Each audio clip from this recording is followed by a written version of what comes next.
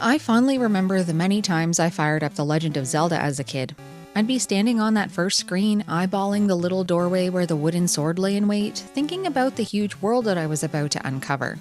There are so few games that accomplish this looming sense of adventure while providing you with absolutely no idea how to go about it or where to start looking, and Milon's Secret Castle struck a very similar chord with me.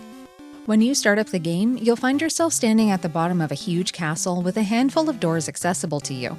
According to the backstory in the manual, you're in the land of Hudson playing as a young man named Milon who initially set out on a quest to discover why he can't communicate or understand the musical language of his people. On the way to learn more about himself, he stops off at this castle to visit Queen Eliza, but finds her missing. An evil warlord and his demon minions have moved in and have stolen the people's musical instruments along with the queen. These backstory pieces are shown in a snappy little cutscene in the Game Boy version here, but unfortunately they're missing altogether from the NES experience. In order to save his friend and the day, Milon has to explore the castle and seek out and destroy 7 guardian demons and eventually the malevolent warlord himself. There are many tools to help him with this task, but they're all well hidden in the many maze rooms and need to be uncovered.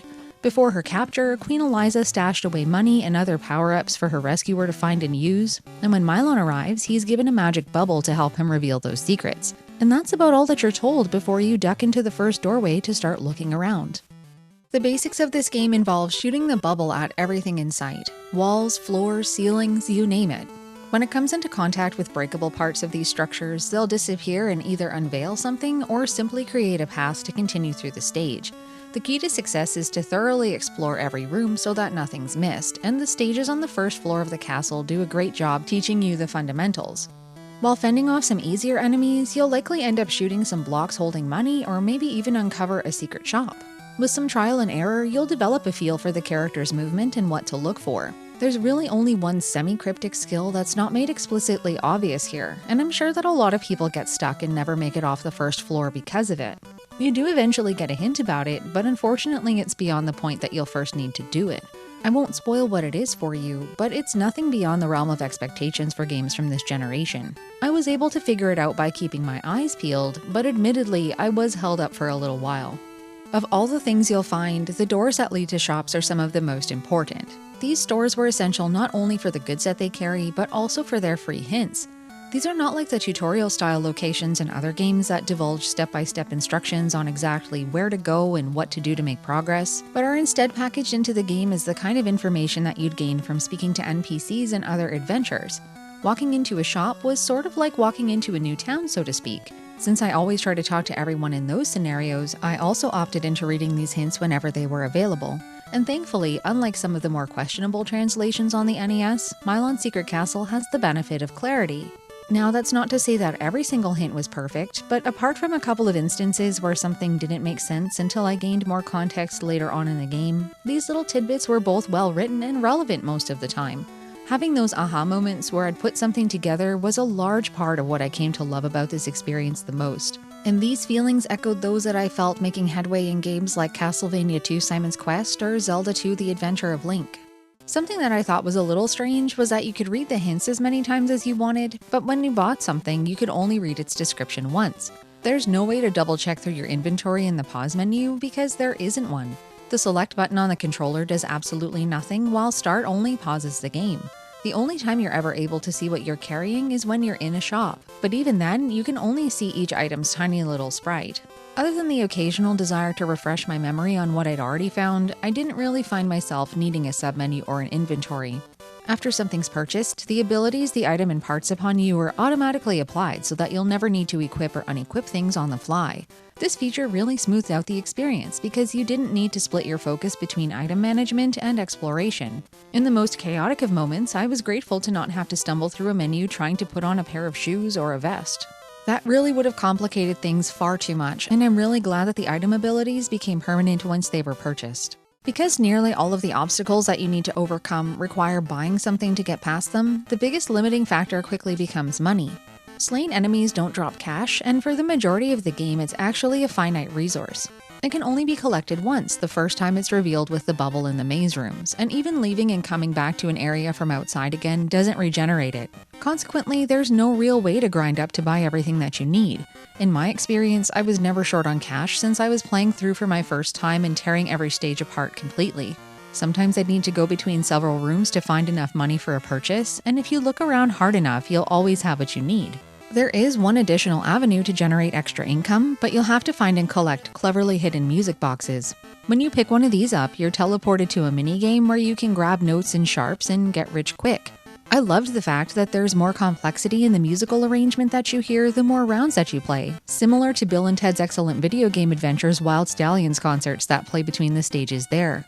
Other than providing extra money though, I'm not sure if there are any other benefits to these bonus rooms.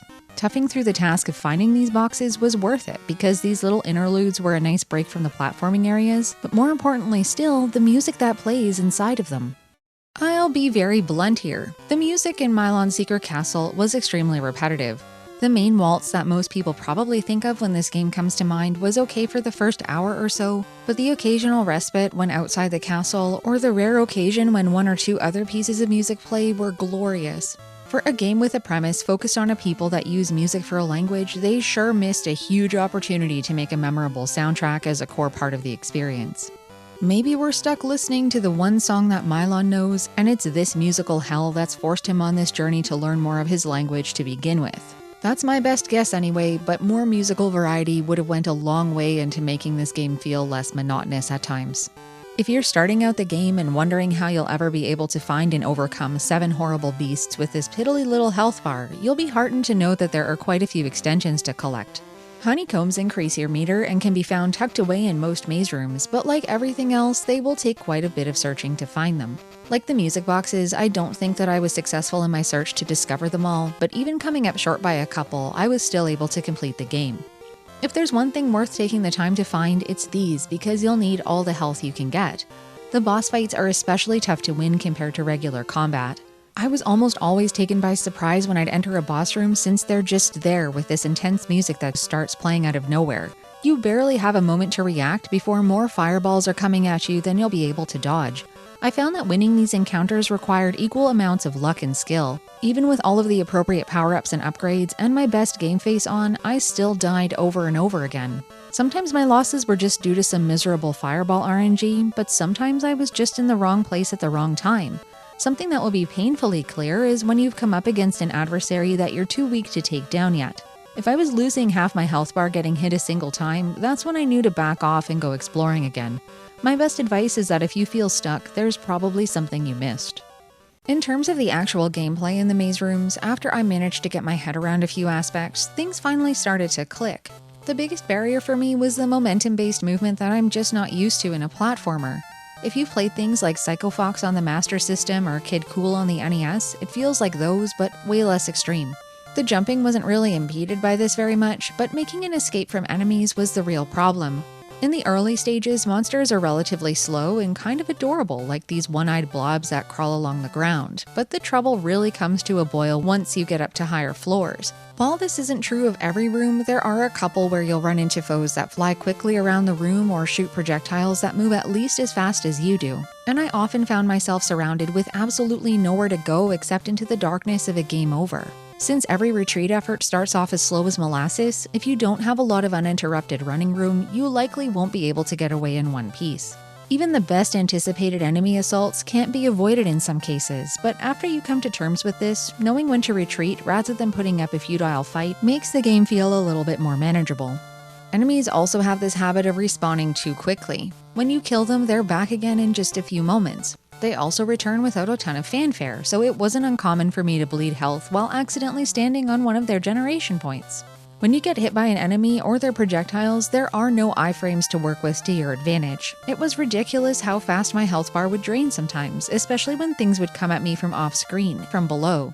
Another compounding issue is that there's no way to heal on the go unless you pay for it at a shop, but with money being such a limited resource as I mentioned, I didn't find it feasible to spend it out on that. I chose instead to grind up the hearts of my fallen foes when I needed to. I'd usually vacate the fray and head back to the first room to work on the easier enemies there.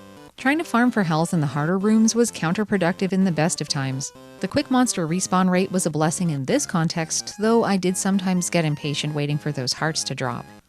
Dying was also punishing when it came to the life meter. You only revive with a couple of ticks and need to work back up to full again. Even though other great games like The Legend of Zelda and Metroid have a similar mechanic, I didn't like it there either.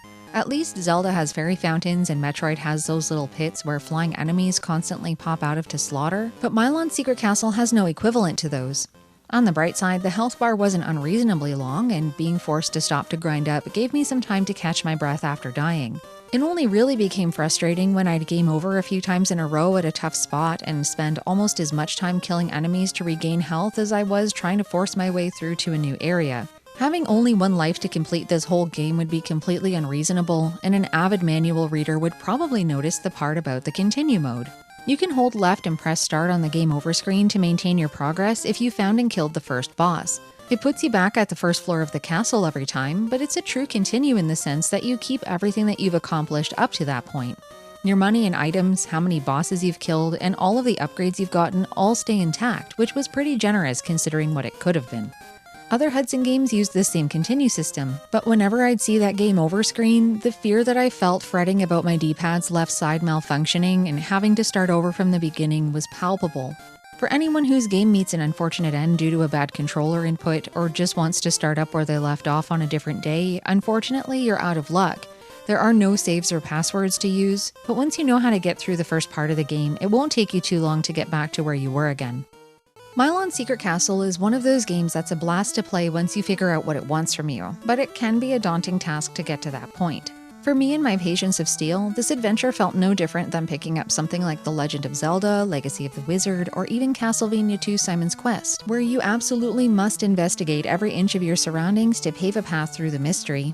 I know that this kind of gameplay isn't for everyone, but if you enjoy those leave no stone unturned adventures with a few puzzles mixed in, then Milon's Secret Castle is the game for you.